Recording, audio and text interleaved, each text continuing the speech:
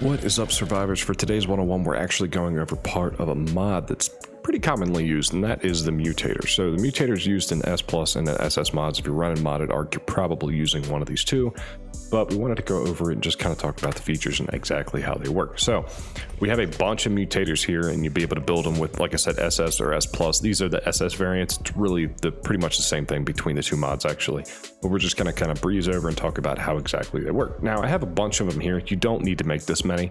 I really, just for sake of ease, just to go through the tutorial about how this stuff works, essentially. So you'll be able to make them on a replicator, an SS replicator, and you'll be able to place them down just like normal, and they do a plethora of things. So for starters, they can actually force mutations onto your dinos. They can enable creatures that wouldn't be normally be able to breed, and then change like gender assignments for certain tames that don't have one associated to them. So like things like griffins that don't have one, you could use it to do that with. You can also use these mutators to change the versions from like a vanilla to an aberrant to an X to a corrupted version. If the creature currently has something like that, you can transfer them over that way, but we're going to go through everything. So these guys use element to run, and they do have a range option, so you could do that and it'll show you what's in range of it and then hide it back. So we're going to start with the Mutator. The Mutate, just a standard mutation. That's this create mutation pulse, and you can always change the mode and toggle between them, and it'll give you a short description about how exactly this works. So the mutation pulse, you can actually have two of these mutators running this at one time, and this will basically force two mutations onto your creatures. Now, if you're not familiar with how mutations work, essentially when you breed animals, there's a completely random chance that you might get a mutation. What that means is you're going to get a bonus level in certain stats. So we have level 1 raptors, so the stats are the same down the list. Ideally all the way down, so they're level 1. So basically the way this works, and it doesn't really matter whether or not this is a mammalian or an egg layer, whatever you want to do. So what we go do is enable mating like you normally would, and really we want to just watch this bar. So as this bar gets closer to 100% is pretty much when we'll hit the button. What you want this to do is you want the mutator to hit these creatures before they lay the egg, is essentially what you want. But it does have a certain timer on it, so if you hit it too early, the timer will run out before the egg hatches. So typically I'll wait for these guys to get to about 50% because the breed's pretty fast. This is just single player, but I upped the stats a little bit so this would go by a little faster.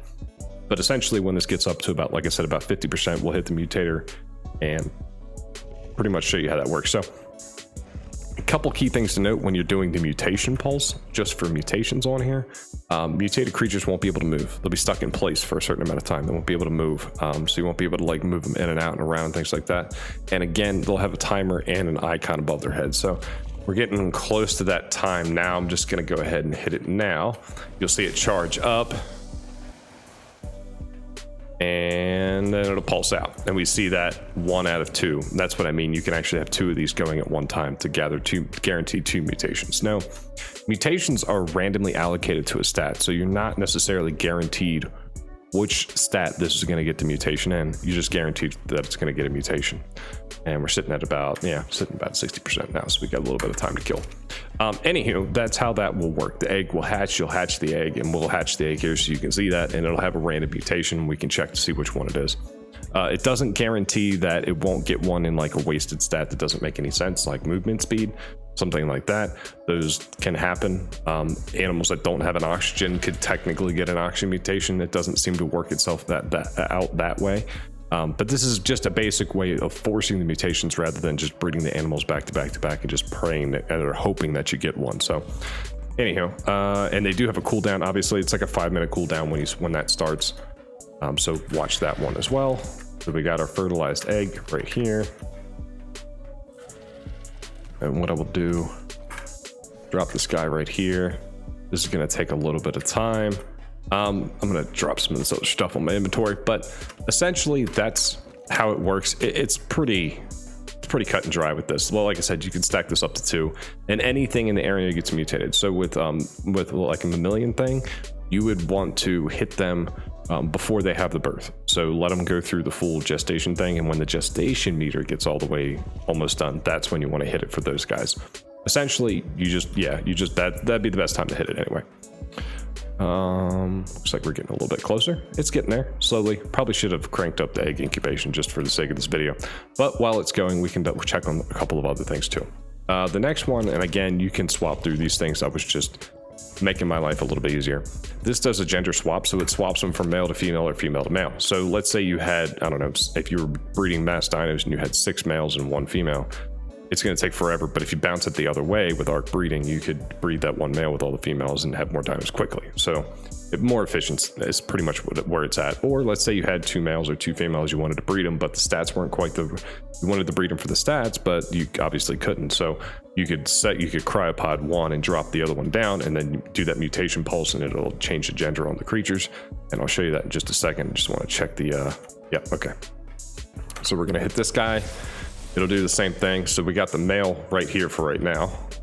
It's gonna hit this, and now that's the female. And I don't know why the female didn't change. What's going on there? Because of the mating cooldown. That's why. So the females, when they do that swap, need to have, I'm pretty sure, and I can check this real quick. Yeah, it won't work if they have a cooldown. So she still had a cooldown, so it wouldn't work, but it did change the male over, obviously. So pay attention to the cooldown. That will actually matter. I'll grab some meat out of here for this little guy when he comes out.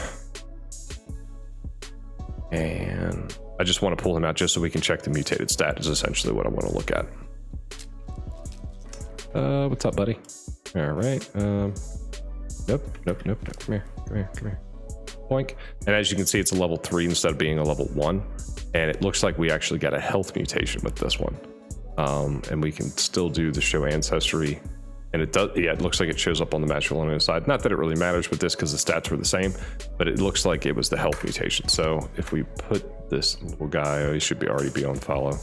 Let's make sure he still has meat in him. He's going to follow me over here. So I'm pretty sure these had 200. Yeah, so these had 200 health, and this one has 280 and 150 on the other stats. 1200 food. I'm just doing a very quick double check just to make sure there wasn't anything else that got changed, but it doesn't look like it. Yeah, it's clearly the health. So the health here is at 280.3 when on the parents it's 200.3 on both of these. So again, it forces a mutation. Obviously that'll be a color mutation as well, if it applied to the right area. It looks like in this one it might have applied to the feathers.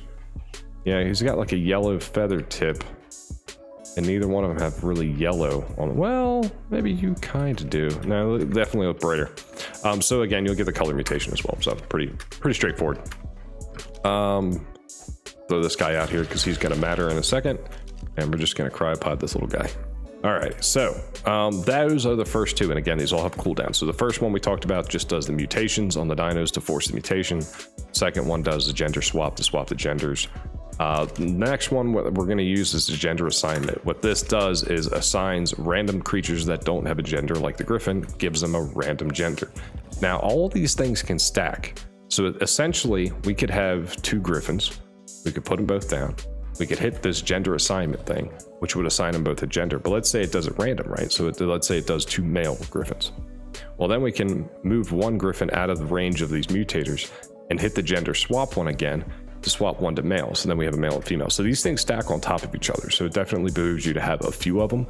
I don't think you need this many. I just put them here just for ease, but it does help to have a few more extra lying around. We just hit this guy and it should be the gender assignment. Yeah, it lasts for 6 hours.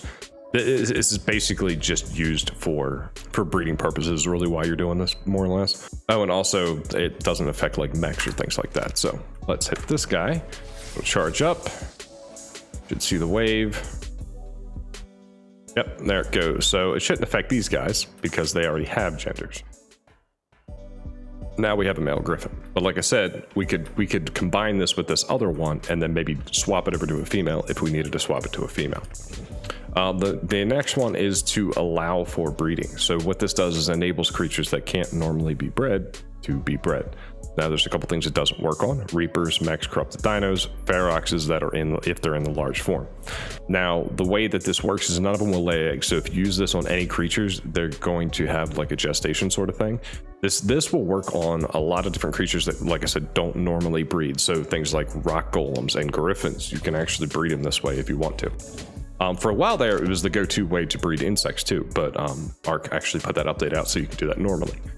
Anywho, that's what that one, that's what this allow breeding is going to do. So basically you could have a couple of these lined up, like the three that we talked about between the random gender, the gender swap, and then the allow for breeding. You could use those in combination with like something like griffins and be able to actually breed griffins that way.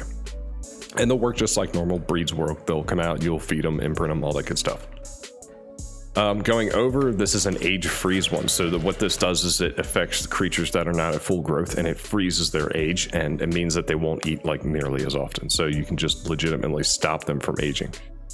I don't know why you would want to do this other than for the sake of two things. Maybe you don't have the food that they specifically need, or you don't have what they need to imprint on. So maybe the imprint timer came up and you needed a certain thing and you didn't have it.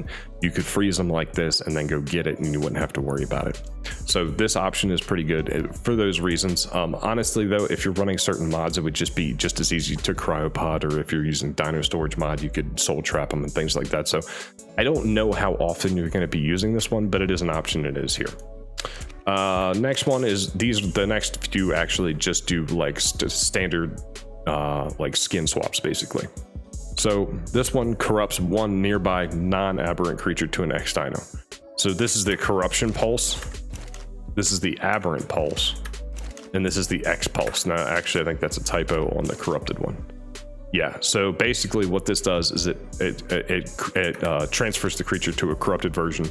This would change it to an aberrant version. This would change it to an X version. We just hit the pulse and it should ping out. Now, it is important to note that if you do that, the creatures will lose anything that's in their inventory, to include their saddle. So like I said, with this one swapped over to an X Raptor,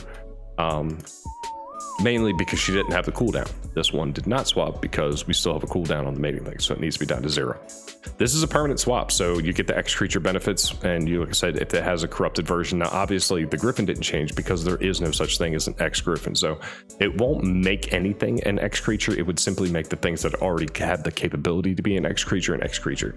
Same thing is applied with the aberrant creatures, same thing is applied with the corrupted creatures. So again, you have the option when you have these open to just change the mode and cycle through, and they do give you a brief description. But I would say it behooves you to have maybe 3, maybe even 4 of these. Typically I run between 3 and 4 really. 2 of them I have dedicated as mutators, and then the other ones I fluctuate depending on what I want them to do.